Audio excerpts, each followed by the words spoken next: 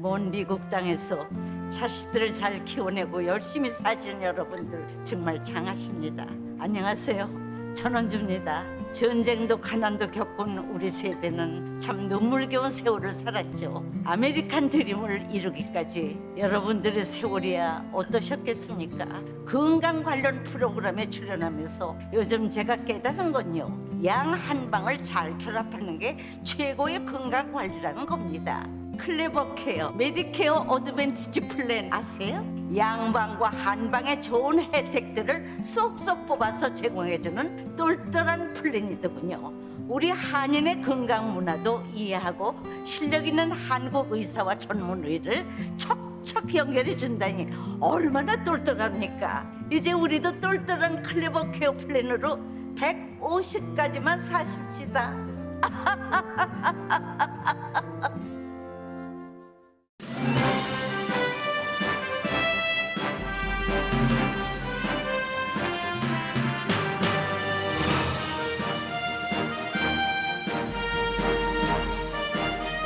마음 따뜻한 5월, 건강하고 행복하세요.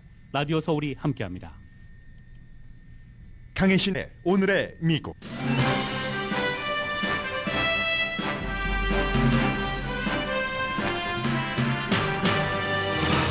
바이든 대통령의 한국과 일본 방문 중 북한이 대륙간 탄도미사일이나 핵 테스트 아니면 둘 다를 준비해도 미국은 모든 시나리오에 대비 중이라고 백악관 국가안보보좌관이 밝혔습니다. 바이든 대통령의 아시아 방문의 최대 목적은 미국 입장에서는 중국 견제입니다. 따라서 AP통신은 바이든 대통령이 한국, 일본을 방문하면서 주시하는 국가는 중국이라고 보도했습니다. 따라서 이번에 주목받는 국가는 일본이지만 사실은 한국 방문이 게임 체인저라는 기고문이 더 힐에도 실렸습니다. 지난 2주일 동안 미국에서 코비드 확산이 줄어든 게 한 개 주, 메인주뿐입니다. 친트럼프 지역은 여전히 코비드 사망률이 무척 높습니다. 주식시장은 어제 기록적인 하락 이후 오늘도 내려가는 중입니다. 전문가들은 미국이 70년대와 80년대 겪었던 스태그플레이션에 대한 경고 조금씩 더 하고 있습니다. 특정 브랜드 분유가 부족해서 2명의 어린이가 입원했습니다. 바이든 대통령과 의회는 분유 부족 사태를 해결하기 위한 조치를 취했습니다. 연방 하원도 상원처럼 미확인 공중현상 UFO 실체를 인정하고 추가 조사가 필요하다고 밝히자 일반인들도 큰 관심을 보입니다. 나토 가입 신청을 한 핀란드 대통령과 스웨덴 총리가 오늘 백악관에서 바이든 대통령과 회담했습니다. 미국은 우크라이나 대사관에 다시 사람을 파견했고 외교관입니다. 연방 상원은 트럼프 당시부터 공석이던 우크라이나 대사 지명을 만장일치로 승인했습니다. 여러분 안녕하십니까? 오늘의 미국 강혜신입니다. 오늘 아침 미국 케이블 방송은 시간대마다 맨 앞에 백악관 출입기자를 연결을 합니다. 백악관 출입기자를 연결을 해서 물어보고 얘기를 듣는 부분은 바이든 대통령의 아시아 방문입니다. 이제 내일부터 한국 방문, 일본 방문 이렇게 하게 되는데 오늘 이 미국 대통령의 그 방문 엿새 동안의 아시아 방문은 미국의 입장에서는 무엇이 중요한지 한국의 입장에선 또 어떠한 보도 어떤 것을 중요하게 생각하는지를 나누어서 전해드리겠습니다. 먼저 미국 입장부터 전합니다. 미국적인 입장에서는 지금 뭐 기본적으로는 한국에서 취임한 지 열 하루 만인가요? 윤석열 대통령과 정상회담을 하고 일본에 가서 이 기시다 후미오 총리를 만나고 하는데 큰 그림 자체는 뭐 무역이라든가 글로벌 공급망이라든가 또 이제 뭐 북한의 핵 프로그램에 대한 우려, 뭐 북한의 그 코비드 19 이런 문제인데 북한에 관해서는 지금 바이든 대통령의 방문 기간을 전후로 해서 북한이 어떠한 행동을 하느냐에 따라서 뭐 스케줄이 달라질 수도 있고 심지어 백악관에서는 윤석열 대통령과의 정상회담 스케줄도 바뀔 수도 있다라고까지 보도를 합니다. 그런데 지금 바이든 대통령이 엿새입니다. 하루 이틀 사흘도 아니고 엿새나 아시아를 방문하는 목적은 기본적으로는 뭐 누구나 다 알고 있는 것처럼 동맹국과의 관계를 강화를 해서, 그런데 그 목적이 관계를 강화하기 위한 목적 자체가 중국을 견제하는 겁니다. 인도 태평양 지역에서의 중국을 견제하고 뭐 아시아를 축으로 하는 이런 것은 오바마 전 대통령 때부터 시작이 된 미국의 정책이잖아요. 물론 트럼프 전 대통령 시대에는 멈칫했지만, 그래서 바이든 대통령은 2월 달부터 우크라이나 전쟁에 집중하고 있지만 아직도 우리는 그것을 잊지 않고 있다. 아시아의 축, 중국 견제, 그럼으로써 여러 가지 프로그램 해놓은 것, 그것을 중국에 보여주기 위한 게 미국의 이번 대통령의 엿새 동안의 아시아 방문에서 가장 중요한 점이라는 겁니다. 그래서 일부 매체, 제가 하도 지금 많은 매체를 봐서요. 주로 이제 뉴욕타임스, 가디언, AP통신, 로이터통신, 그리고 무슨 케이블 뉴스를 종합을 해서 전해드리고 있는데, 국빈 만찬에서 윤석열 대통령의 손을 잡고 또 이제 일본 총리와 친밀하게 대화를 나눈다 하더라도 미국 대통령은 이런 그 관계가 중국을 견제하는 역할을 하려면 더 깊어져야 된다는 걸 잘 알고 있다는 겁니다. 아, AP통신이네요. 윤석열 대통령도 취임하기 전부터 이 캠페인 당시부터 미국과의 관계를 더 좋게 한다. 지금 문재인 대통령이 자리를 그만둔 지 얼마 되지 않지만 문재인 대통령 당시의 정권 그리고 주변 인물들은 항상 얘기하는 게 이런 얘기입니다. 문재인 대통령 당시에 미국과 한국과의 관계가 더 좋을 수는 없다. 그게 미국에서 말하고 있는 것이다 라고 얘기를 하는데요. 그건 아닙니다. 그건 그쪽에서 얘기를 하는 것이고 미국 쪽에서는 항상 미국의 전문가나 미국의 언론에서는 문재인 대통령 당시에 좀 불편했었던 관계, 한일 관계 때문에 불편한 거죠. 미국적인 입장에서 보는 겁니다. 그러한 것들을 윤석열 대통령이 들어와서 좋아지게 되기를 바라는 것. 이게 미국적인 입장입니다. 그래서 이제 아무튼 그러기 위해서는 만찬하고 웃고 하는 것보다 더 가까이 깊이 있게 가야지 된다는 거죠. maybe 그런 의미에서 저는 지금까지 한 번도 이 바이든 대통령의 아시아 방문, 한국 방문에 대한 미국 보도를 보면서 한 번도 그 문재인 대통령과 바이든 대통령이 만난다는 것을 미국 언론이 보도한 것을 보질 못했습니다. 그리고 미국 관계자가 얘기한 것도 보지 못했습니다. 다만 저도 그 한국의 보도를 통해서 그런 내용을 봤었는데 백악관이 전혀 그런 계획이 없고 알지 못한다고 하니까 이게 시작이 어디서부터 어떻게 됐는지도 사실은 모르겠습니다. 미국이 지금 윤석열 대통령과 더 관계를 좋게 하고 일본과도 중국을 견제하려면 더 깊게 관계를 가져야 된다고 딱 설정을 한 이 시기에 신임 대통령이 취임을 하고 며칠 만에 전임 대통령, 당도 다른 전임 대통령을 만나려고 먼저 시도를 하고 했었다는 것이 상식적으로는 이게 잘 납득이 되지 않았는데 한국에서 그렇다고 보도를 하니까 그것을 통해서 전해드리기는 했습니다만 전혀 그런 일은 없다라고 이제 미국에서 그 점은 이제 결론을 내렸고요. 그리고 이제 이게 이 바이든 대통령은 미국 내에도 문제가 많고 우크라이나 전쟁도 있지만 아시아에서의 그 문제는 모든 것들이 다 중국으로 통하잖아요. 그래서 지금 미국의 백악관이 얘기를 한 겁니다. 21세기 미래의 상당한 부분을 아주 강하게 이끌어갈 지역, 그게 아시아의 축. 여기서 효과적으로 그리고 이제 미국이 좀 영향력을 더 많이 미칠 수 있게 하기 위해서 엿새 동안 그곳을 간다는 겁니다.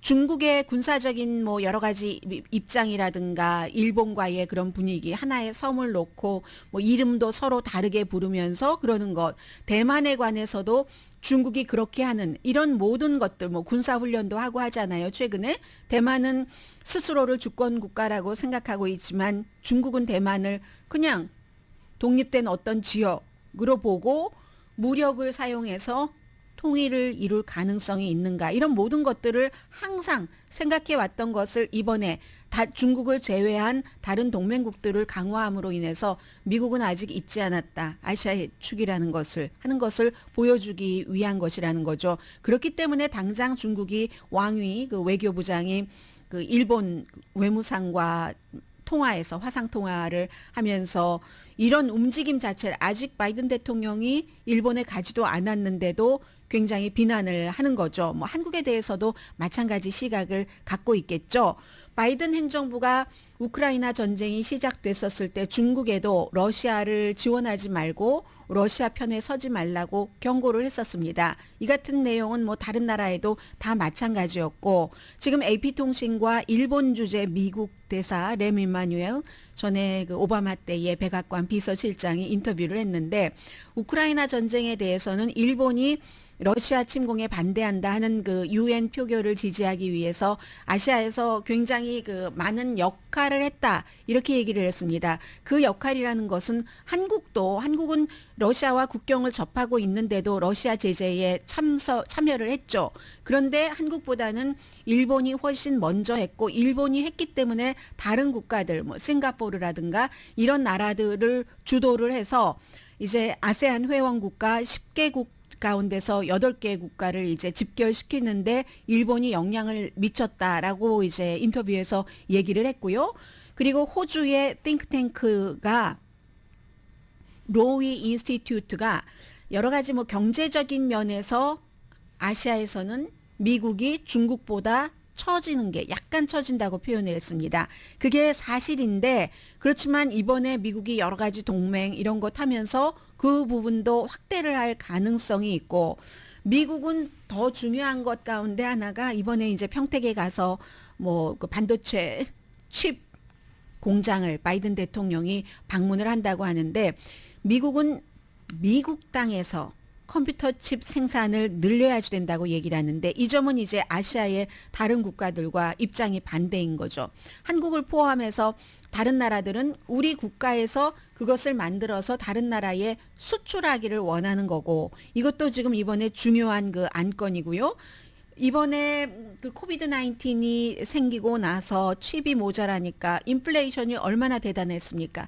자동차 만드는데도 칩이 필요해. 여러 가지에 다 들어가기 때문에 뭐 비디오 뭐를 할 수 있는 그런 뭐 게임 콘솔이라든가 뭐 휴대폰이라든가 노트북, 여러 가지 현대인들이 생활하고 있는 거의 모든 것에 반도체 칩이 들어가기 때문에 미국 대통령은 이걸 어떻게 하면 미국에서 만드나, 뭐 예를 들어서 한국 브랜드라 할지라도 미국 공장에서 만들면 미국이 갖기가 더 쉬우니까, 이러한 문제, 무역적으로는 이런 문제인데 결국은 무역이라든가 경제적인 것도 큰 그림으로는 전부 중국의 아시아에서의 경제적인 영향력을 조금 약화시키고 미국이 강하게 해서 라이벌 국가인 중국을 견제하기 위해서다 하는 거죠. 미국이 지금 2개의 전쟁을 치르고 있기 때문에 중국과 러시아, 우크라이나 전쟁이 곧 미국과 러시아의 전쟁이니까요. 그 전쟁을 하면서도 이 중국이 넘버원 적이다 하는 것을 잊지 않는다는 것을 보여준다는 겁니다. 이게 바이든 대통령의 엿새 동안의 아시아 방문의 최대 목적이고, 그리고 이번에는 한국 입장에서 보겠습니다. 미국의 많은 매체들이, 거의 모든 매체들이 한국 입장의 이런 것들도 보도를 합니다. 한국 입장이라고 하는 것은 뭐 엄밀하게 말하면 북한의 핵 문제와 연관된 보도라고도 말씀드릴 수 있는데, 지금 국가정보원도 그렇고 미국도 마찬가지로 국가안보보좌관이 그 잭 설리번 보좌관도 분명히 얘기를 했습니다.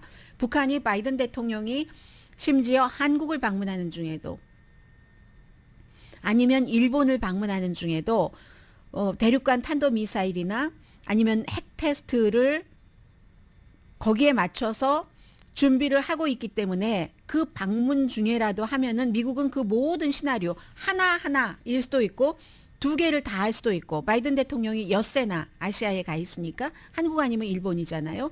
그래서 여기에 대해서 다 준비를 하고 있다. 잭 설리번 국가안보보좌관이 얘기를 하는 겁니다. 그리고 미국의 많은 매체도 그 하태경 의원, 국민의힘 의원 얘기를 많이 합니다. 하태경 의원이 뭐 몇 년 전부터 특히 북한 문제에 관해서 이제 국가정보원의 리뷰를 받는다던가 보고를 받는다던가 하는 것을 보고를 받고 나서 국민에게 알릴 수 있는 부분만큼 알리는 것으로 잘 알려져 있는 의원이잖아요.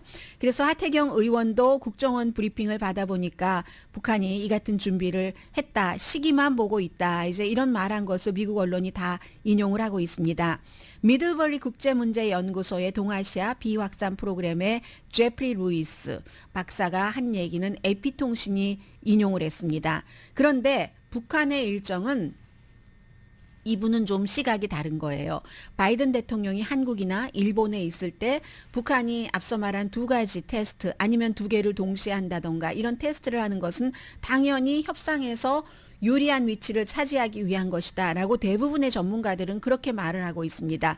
그런데 제프리 루이스 박사는 북한의 일정은 바이든의 일정보다는 북한의 국내 일정에 더 포커스를 둘 것이다. 지금 코비드 19으로 정치적으로 굉장히 어려운 위치입니다. 이 김정은 위원장이 그런 것 아니면 기술적인 것 여기에 더 포커스를 둘 것이다. 뭐 세 가지 다 두겠죠. 그러나 어느 것이 몇 %인지는 북한만이 알 일일 것 같습니다. 미국으로부터 양보를 받기 위해서 이런 도발 같은 것을 미국 측의 입장에서 볼 때 도발을 할 수도 있다라고 표현하는 사람은 뭐 미국의 거의 모든 전문가 그렇습니다. 그리고 이제 한국의 뭐 국가안보보좌관 김태효 보좌관은 바이든과 윤석열 대통령 미팅에서 북한에 대한 코비드 19에 대한 그 지원을 논의하기가 구체적으로는 어렵게 됐다. 북한이 왜냐하면 뭔가를 접수를 하면은 접수를 받지 않기 때문에 그렇기 때문에 그리고 그 상황에서 북한이 만약에 어떠한 도발을 한다면 플랜 B로 전환해서 정상회담 일정을 바꿀 수도 있다. 만약에 뭐 정상회담 일정을 바꿀 수도 있다는 것은 북한이 핵 테스트를 하거나 대륙간 탄도미사일을 발사하거나 하는 그 일정에 맞춰서 할 수도 있다 하는 얘기였고요.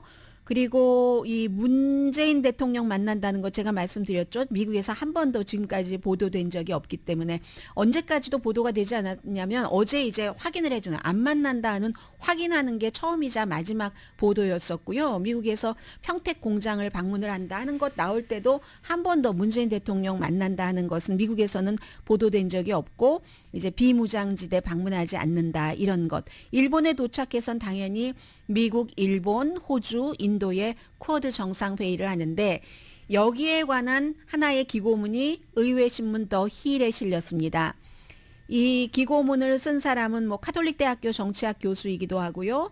그리고 브루킹스 연구소의 선임 연구원인 앤드류 여 박사가 쓴 건데 한국 방문이 리얼 정말 게임 체인저가 될 것이다. 왜냐하면 한국이 미국 입장에서 볼 때는 인도 태평양 전략의 어떤 잃어버린 고리다. 그걸 이렇게 연결해 주는데 뭐가 하나 빠진 부분이 한국이라는 얘기죠. 결론적으로 뭐 이번에 당장 한국이 쿼드에 가입한다. 이런 일은 없다고 봅니다.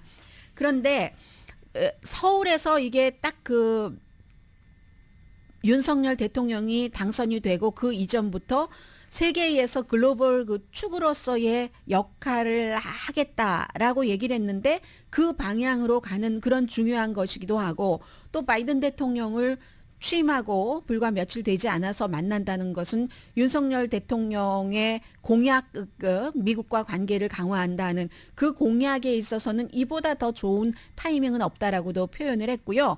해서 서울에서의 이 방문은 인도 태평양 전략의 진정한 판도를 바꿀 것이다라고 이 앤드류 여 박사는 보고 있습니다. 한국은 최근까지도 인도 태평양 전략도 뭐 이렇게 다른 나라와 다자적인 관점에서보다는 미국과 한국의 입장에서만 봤다는 거예요. 이렇게 되면 중국이 싫어하지 않을까? 중국과 한국과의 입장, 미국과 한국과의 입장에서만 봤는데 앞으로는 이제 이게 그렇게만 볼 것은 아니다 하는 얘기를 하고 있습니다. 해서 안보 네트워크를 구축하는데 인도 태평양에 대한 한국이 참여를 한다면 굉장히 중요한데 세 가지로 그 역할을 줬습니다.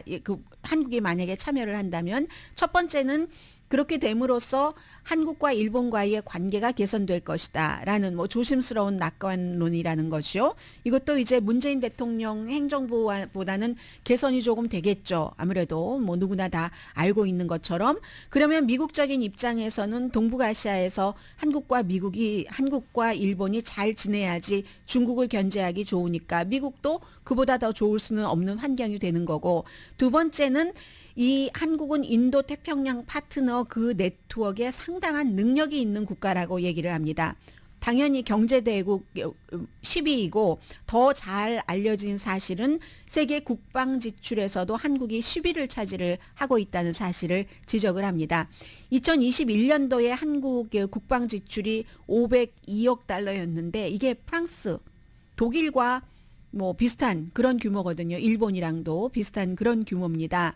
그래서 또 한국이 지금 그 쿼드의 국가인 호주라든가 인도라든가 그 밖에 뭐 다른 뭐 필리핀이라든가 이런 뭐 태국 이런 나라에도 곡사포라든가 아니면 뭐 공격기 조금 그 약한 그 경공격기 같은 거 FA-50 같은 것을 팔잖아요. 무기 굉장한 그 상당한 그 무기 수출국, 이것은 문재인 대통령 때부터 열심히 일해 왔었던 것이고 또 그에 대한 성과이기도 하죠. 그래서 이게 딱 그 쿼드의 한국이 어떠한 역할을 한다면 이것으로서 굉장히 쿼드도 어떠한 업그레이드가 되는 거죠.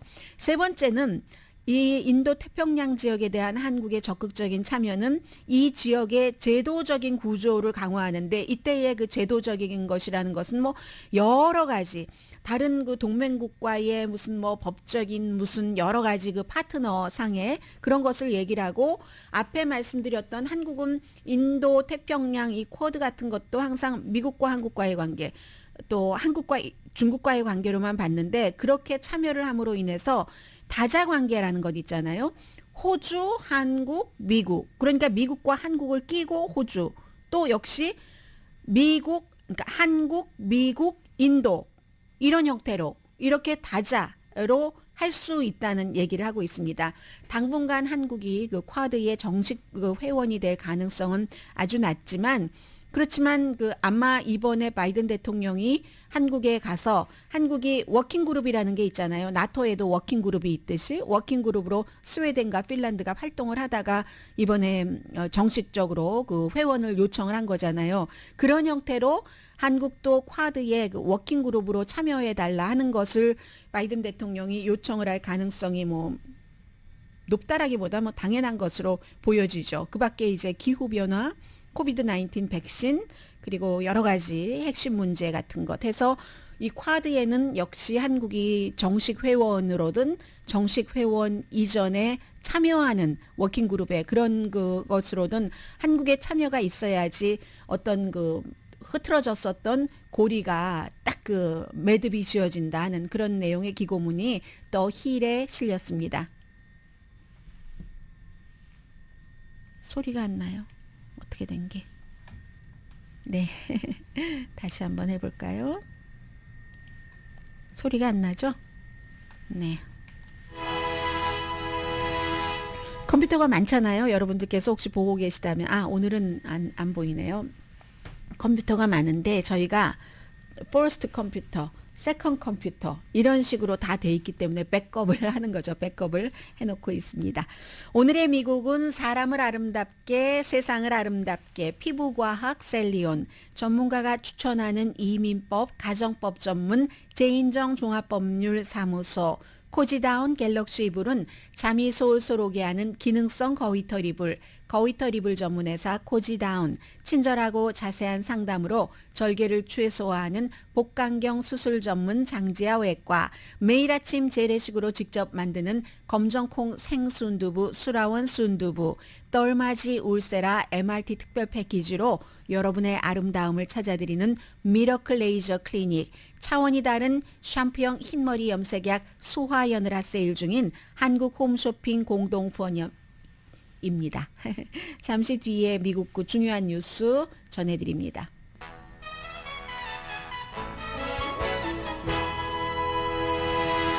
라디오 서울 방송 오늘의 미국 듣고 계십니다. 네, 미국에서 이제 코비드 19에 대해서 물론 그 많은 분들이 백신 접종도 하셨고 부스터 접종도 하셨기 때문에 조금 안심을 하고는 계시는데 한 번쯤은 내가 주의해야 되는 것을 잊고 있는 것은 아닌지 그런 그 시기는 있는 것 같고 지금이 그 리마인드 해드리는 그런 타임으로 보여집니다. 지난 2주일 동안 미국에서 인구가 한 10만 명 이상 되는 이런 대도시에서 코비드 19 감염이 무척 늘어났습니다. 딱 50개 주 가운데서 메인주 한 군데 주를 빼고는 다 늘어났거든요. 메인주는 2주일 동안에 약간 줄어들었는데요. 그 줄어든 것도 뭐 그다지 크게 줄어든 건 아닙니다. 굉장히 많이 늘어난 곳이 매사추세츠 동부주가 많습니다. 커네디컷, 델라웨어, 뉴저지 한국분 많이 살고 계시는데요. 그리고 그 동부에 그대로 남쪽으로 내려가서 플로리다주, 미시건의 약간 서쪽인 위스콘신에 또 약간 서쪽인 다른 그런 지역들 우리 조금 일리노이라든가 이런 지역, 하와이도 무척 많이 늘어났습니다. 이런 것을 보면은 대도시, 공항도 많고 사람들의 움직임이 많은 곳, 하와이처럼 관광객이 많은 곳, 플로리다도 마찬가지죠. 플로리다 같은 경우는 물론 관광객도 많고 하지만 또 기본적으로 마스크를 전혀 쓰지 않는다던가 백신 접종률도 굉장히 낮다던가 하는 이유도 아마 있을 겁니다. 그래서 메인주만 0.7% 지난 2주일 동안 이 감염률이 줄어들었고 커네디컷주는요 거의 50%네요. 48% 감염률이 늘어났습니다. 중요한 거죠. 그런데 미국 사람들 가운데 3사람 가운데 한 명은 이제 팬데믹은 끝났네? 라는 그 정서를 갖고 있다는 거죠. 우리가 혼자서 컨트롤할 수 없는 것들이 있잖아요. 그 가운데 하나가 바로 이 코비드 19인 거죠. 운전도 나만 잘하면 안 되는 것처럼 코비드 19도 나는 열심히 해도 주변 사람들의 생활 양식, 행동 양식에 따라서 상당히 달라지는데 3명 가운데 1명이 팬데믹이 끝났다라고 생각을 한다는 겁니다. 그래서 커네디컷뿐만이 아니라 로드 아일랜드도 무척 비슷하게 늘어났고 앞서 말씀드린 매사추세츠, 하와이, 미시건, 뉴저지, 델라웨어 등등입니다. 평균 하루에 몇 명 사망하고 있냐면요. 미국이 아직도 물론 전에 몇천 명씩 숨졌던 때도 있지만 최근에 약 300명 2주일 전에 340명에서 사망률은 조금 줄어들었어요. 사망률은 줄어들었는데 지금 확산되니까 원래 그 사망률이라는 것이 확산되고 나서 몇 주일 뒤에 시작이 되죠. 그래서 미국이 사망자는 감소하는 추세이기는 합니다만 지금으로서는 이게 확진자가 늘어나면 어떻게 될지 모르고 큰 그림으로 지금 이제 사망자가 100만 명이 넘는 게 미국이고 개인적으로 위험을 덜 느낀다 하는 사람들이 늘어날수록 이럴 때일수록 이제 뭔가 위험하게 우리에게 다가올 수 있잖아요. 방심하고 있다가 확 당하는 이런 일은 없도록 해야 된다는 거죠. 그러니까 질병통제국이 미국의 지역적으로 볼 때 한 3분의 1 정도의 지역에서는 마스크를 쓰는 것을 고려해야 된다. 동북부라든가 중서부라든가 캘리포니아주도 지금 늘어나고 있습니다. 그런데 이걸 어느 동네 이렇게 일일이 말씀드릴 수는 없고 다만 마스크는 특히 실내에서는 쓰지 않는 것보다 훨씬 좋다라는 것을 다시 확인을 할 수가 있고요. 그리고 이제 코비드 19으로 사망할 가능성 여러 번 전해드렸습니다만은 또 새로운 데이터가 나왔습니다. NPR 방송이 무척 열심히 연구를 해서 3,000군데 카운티, LA 카운티를 포함해서죠. 3,000군데 카운티에서 인구 10만 명당의 코비드 19으로 인한 사망률을 쭉 조사를 했답니다.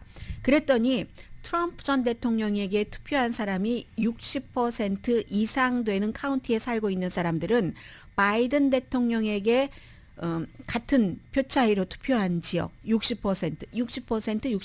그런데 이 사람에게 했느냐, 이 사람에게 했느냐에 따라서 트럼프 전 대통령에게 60% 이상 투표를 한 지역의 사망률이 2.26배가 높았답니다. 2.26배. 2배보다 조금 더 높게 했다는 겁니다. 사망률은 뭐 당연히 뭐 브라운 대학교의 NPR 방송은 뭐 최근에 분석을 인용을 해서 전했는데 최근에 분석을 인용하지 않아도 백신을 맞으면 사망률이 낮아진다는 것은 우리 모두가 알고 있는 이제 상식이 됐는데 만약에 백신 접종을 했다면 사망자 가운데서 거의 이제 백신 접종 안 하신 분들이 많으니까 지금 100만 명이 사망을 했는데 코비드 19으로 그 가운데서 백신 접종을 했다면 사망하지 않았을 사람들이 32만 명 정도랍니다. 32만 명. 만약에 오늘의 미국을 여러분들께서 와이오밍이라든가 웨스트 버지니아라든가 이렇게 아주 좀 공화당의 보수성이 강하고 트럼프 전 대통령에게 투표를 했고 하는 그런 지역에서 백신만 맞았더라면 사망하지 않을 수 있었을 텐데 하는 그러니까 예방이 가능한 그랬던 그 숨지지 않아도 된 사람이 숨진 비율이 굉장히 높다는 얘기입니다. 그리고 매사추세츠, 버먼트주와 같이 바이든 대통령에게 투표한 주에서는 역시 사망률이 낮다는 거죠. 백신 접종도 낮고요. 그 백신 접종이 낮으니까 사망률이 높은 것이고 이런 얘기입니다. 그래서 초당파라고도 볼 수 있죠. 띵크탱크 카이저 패밀리 재단이 여론조사를 했습니다. 그랬더니 미국에서 지금 2년 이상이 지났는데도 계속 정치적인 성향이 백신 접종 이 상태를 많이 바꾼답니다. 아직까지 백신 접종 맞지 않은 사람, 미국은 언제든지 백신 접종을 맞을 수가 있고 그리고 뭐 이제는 치료하는 방법도 여러 가지가 있는데 그거 안 맞는다는데 백신 접종을 거부하는 사람, 민주당의 경우는 지금 90%가 백신 접종을 받았는데 공화당원은 55%입니다. 반 조금 넘는 정도거든요. 그런데 백신 접종을 맞지 않는 사람들이 그 사람들 가운데는 적어도 한 가지 정도는 백신에 대한 그 가짜 정보도 아니에요. 그냥 가짜를 믿고 있다는 겁니다. 가장 대표적인 가짜가 뭐 사람 몸에 칩을 뭐 백신에 마이크로 칩이 포함되어 있다던가 이 같은 그 잘못된 생각을 하고 있다는 거고 그 같은 잘못된 생각이 많은 그 보수 매체를 통해서 엄청나게 전해졌죠. 거기에 또 그 뒤에 뭐 빌 게이츠가 있다던가 이런 것들이요. 그래서 공화당의 94%는 백신에 대해서 적어도 한 가지 이상의 거짓 진술을 믿는다는 겁니다. 그런데 이건 나이하고도 크게 차이가 없는 것 같아요. 어느 날 저희 조카가 저에게 물어보는 거예요. 고모 하면서 이제 어린 조카니까요. 그 자식 주변에서 사람들이 그런데요. 백신 접종을 맞으면 생리가 안 나온다고. 생리불순이라고. 그게 아주 막 거의 비일비재하다. 막 이런 형태로 뭐 주변에도 뭐 많고 해서 주변에 누가 그랬는데 하고 얘기하면 막상 답변을 못 하거든요. 누구 친구의 아는 친구가 그렇대 하면 그 친구의 아는 친구를 너도 알아?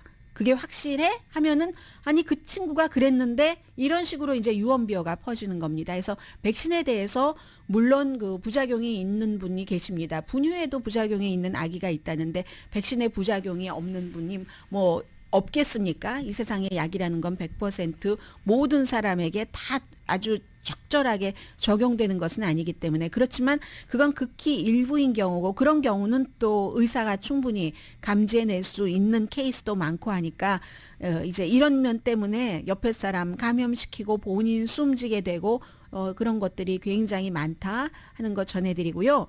그리고 이 문제는 얼마 전에는 제가 몇 개월 된 것 같은데요. 1년 정도 됐을까요? UFO에 대해서 자세히 굉장히 이슈가 됐었던 적이 있죠. 그 이슈가 되고 그 결론이 이제 화요일 날 연방 하원에서 정리가 됐는데 UFO 요즘에는 뭐 그전에는 미확인 비행물체라고 했는데 그게 완전하게 물론 봤다는 사람이 많습니다. 특히 해군 조종사 가운데서 많고 항공기 조종사 가운데서 많이 있기는 하지만 그렇다고 딱 증거가 일률적으로 취합된 것도 아니기 때문에 전에는 미확인 비행물체라고 불렀는데 미국에서 바꿨죠. 미확인 공중현상. 왜냐하면 여기에는 날씨라는 것이 개입이 될 수도 있고 하기 때문에 그런데 이 미확인 공중현상 unidentified aerial phenomena 이것이 분명히 있기는 있다. 해서 하원에서 있기는 있기 때문에 이걸 더 본격적으로 조사를 해야지 된다. 하원의 뭐 테러, 정보 이런 것을 관장하는 소위원회의 위원장이 얘기를 했습니다. 인디아나주의 민주당 의원이에요. 안드레 칼슨 의원이 얘기를 했는데, 그리고 이제 이 미지의 물체, 알려지지 않은 미확인 공중현상이라고도 하고, 이 현상과 미군이 정말 거의 부딪힐 뻔한 게 뭐 11번 정도가 있었다고 하잖아요. 그리고 뭐 어디 한 번은 여기 미확인 물체가 떨어진 곳이다 해서 뭐 그런 것도 있고, 그렇지만 외계에 생명체가 있어서 그 외계에서 생명체가 와서 이 지구를 적으로 삼고 정말 그렇게 눈에 보이지도 않고 감지되지도 않을 정도의 속도와 그 강함과 이런 것을 기술을 그 사람들이 그 정도로 그 사람이래요. 이제 그 사람인지 아무튼 어떠한 현상인지가 그 정도로 갖고 있는지까지는 증명을 못한 겁니다. 그러니까 뭐가 있기는 있는 것이 분명해 보이니까 그걸 우리가 직접적인 증거가 없는데 그 증거를 발견을 해야지 된다. 조사를 해야지 된다 하는 겁니다. 2020년에 상원에서는 그 마찬가지 그 결론을 내렸거든요.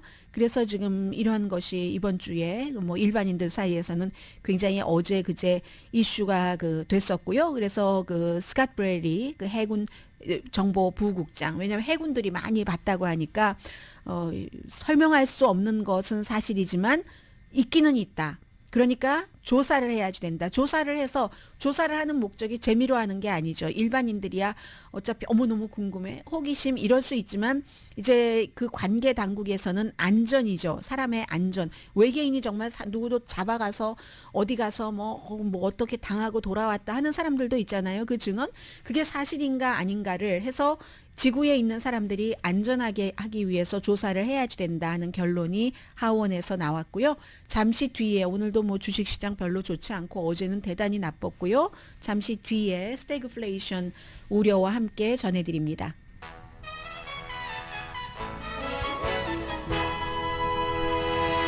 라디오 서울 방송 오늘의 미국 듣고 계십니다.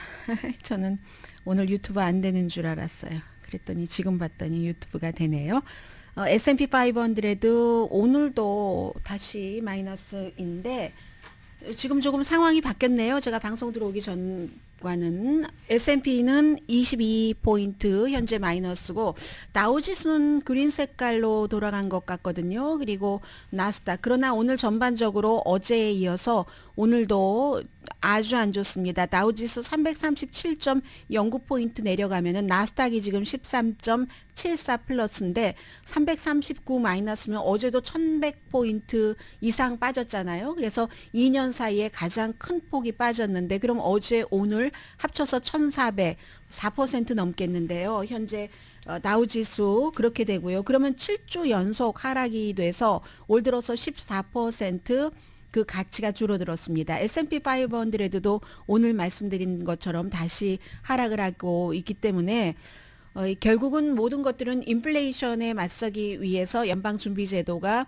이자율을 높이고 있고 그게 경기 침체를 가져올 것이다라고 믿고 있는 전문가들이 늘어난다는 것으로 볼 수 있죠. 투자가들도 마찬가지고. 그러니까 투자가들이 팔자 하면서 파는 그런 케이스가 무척 많은 거죠. 해서 지금 S&P 500도 보통 한 20% 이상 그 사상 최고치보다 하락하면 이거 어떻게 하면 좋나 하는데 지금 뭐 19%, 18% 그 정도 되고 있거든요.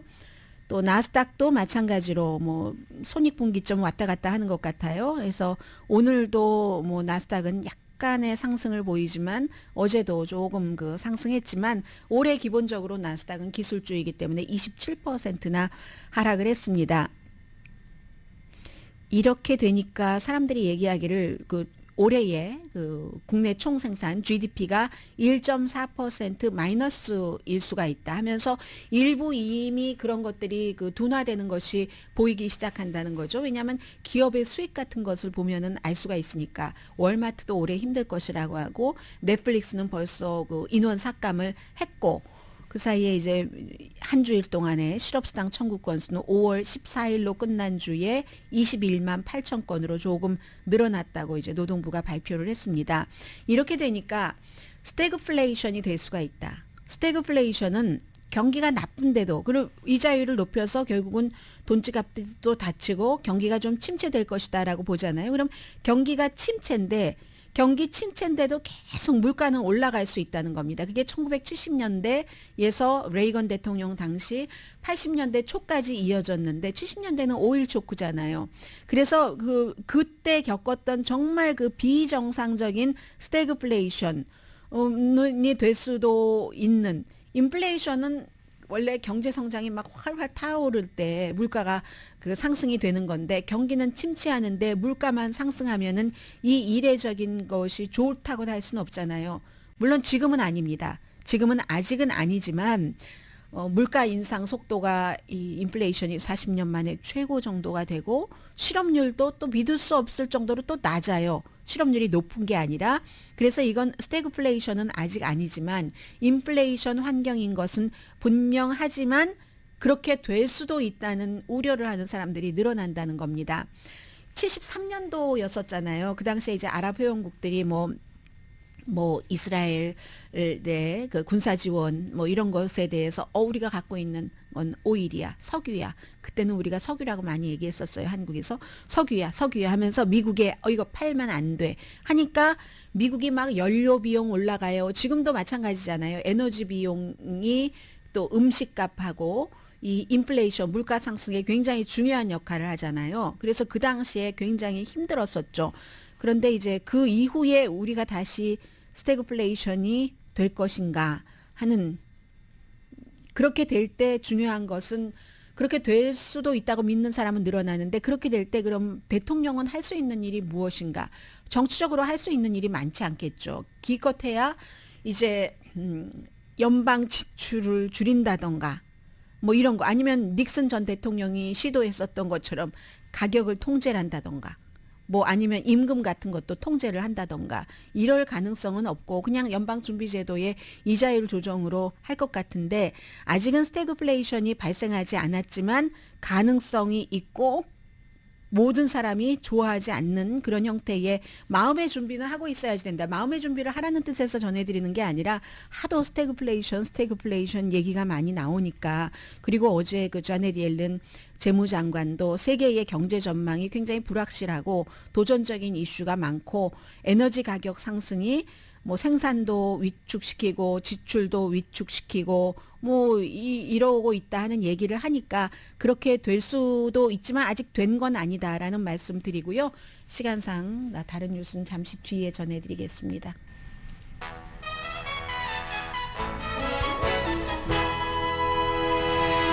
네, 라디오 서울 방송 오늘의 미국 듣고 계신데요. 2명의 어린이가 테네시주 병원에서 치료를 받았는데 그게 전국적인 그 분유 부족인데 이 어린이들이 먹어야지 되는 특별한 브랜드가 없기 때문에 그랬다는 겁니다. 그래서 의사가 특별한 조치를 취했고요. 바이든 대통령이 우리 그 코비드-19 처음에 있었을 때 트럼프 전 대통령이 발동을 했었던 한국전 당시에도 그랬고 뭔가를 딱 생산을 해야지 된다 하는 국방 그 이름이 뭐죠? 국방 물자 생산법을 발동을 했고 그 이후에 하원도 분유 부족 문제를 해결하기 위해서 2가지 법안을 이제 해서 결국은 뭐 저소득층에게 분유를 많이 제공을 하게 한다던가 식품 안전 그 여러 가지를 강화하기 위해서 2,800만 달러를 식품의약국에 지원을 한다던가 이런 그 내용들을 어제 그 승인을 했습니다. 오늘의 미국은 사람을 아름답게 세상을 아름답게 피부과학 셀리온 전문가가 추천하는 이민법 가정법 전문 재인정 종합법률 사무소 코지다운 갤럭시 이불은 잠이 솔솔 오게 하는 기능성 거위털 이불 전문 회사 코지다운 친절하고 자세한 상담으로 절개를 최소화하는 복강경 수술 전문 장지아 외과 매일 아침 재래식으로 직접 만드는 검정콩 생순두부 수라원 순두부 덜맞이 울세라 MRT 특별 패키지로 여러분의 아름다움을 찾아드리는 미러클 레이저 클리닉 차원이 다른 샴푸형 흰머리 염색약 수화연을 핫세일 중인 한국 홈쇼핑 공동폰이었습니다. 강희신이었습니다.